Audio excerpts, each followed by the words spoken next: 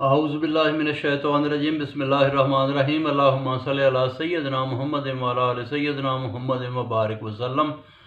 अच्छा जी, आज पारा नंबर 29 सूरह मुज़म्मल और ये 13वां रुकू है। अल्लाह तबारक व तआला ने फरमाया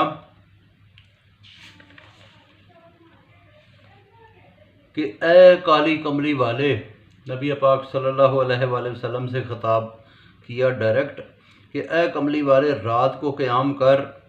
अगर किसी रात ना हो सके तो खैर है, आधी रात उससे थोड़ा कम या उससे थोड़ा ज़्यादा, और कुरान को साफ समझ कर पढ़। आगे बड़ी बातें नाज़िल होंगी। रात का उठना मुश्किल है और दुआ कबूल होती है।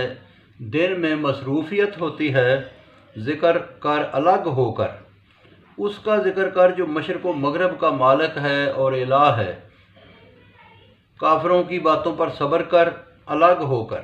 ये मामला मेरे और झूठों के दरमियान छोड़ दे एक मोहलत तक। आगे वो देखेंगे बेड़ियाँ और आग, सख्त बुरा खाना और उनको अजाब होगा।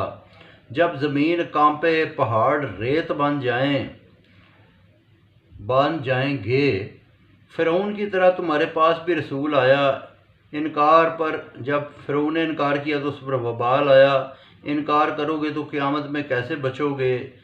जो दिन इतना बड़ा है कि वो बच्चों को बूढ़ा कर दे, आसमान का उसमें फट जाना है वादे पर। ये ज़िक्र है जिसका दिल चाहे रास्ता ढूंढ ले। तेरा रात के पिछले पहर उठना अल्लाह को मालूम है और तेरे साथियों का। अल्लाह को रात दिन की कदर है। मुश्किल से अल्लाह ताला ने बचा दिया।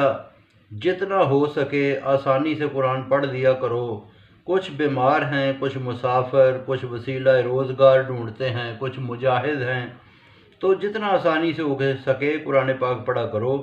नमाज पढ़ो, ज़कात दो, अल्लाह ताला को कर्ज़े हसना दो, सदका जारिया जो होता है।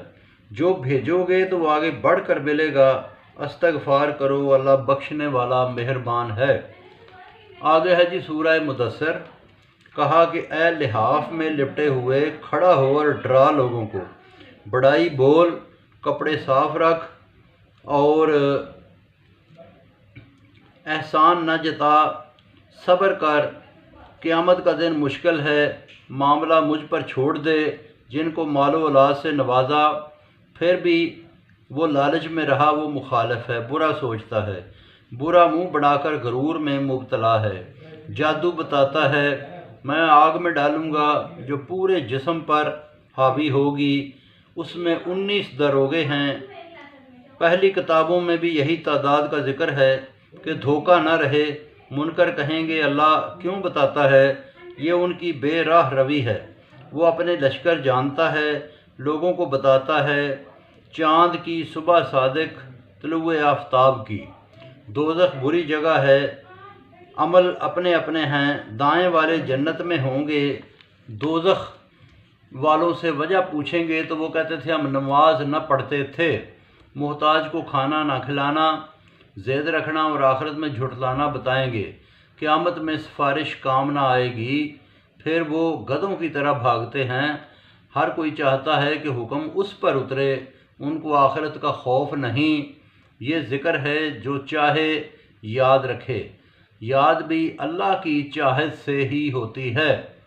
यानी कि अगर अल्लाह चाहे, अपनी मर्ज़ी को खुदा की मर्ज़ी से बंदा जोड़े। इसी से डरना चाहिए, वही बख्शने वाला मेहरबान है। तो बहुत शुक्रिया जी, बाकी इंशाल्लाह कल पढ़ेंगे।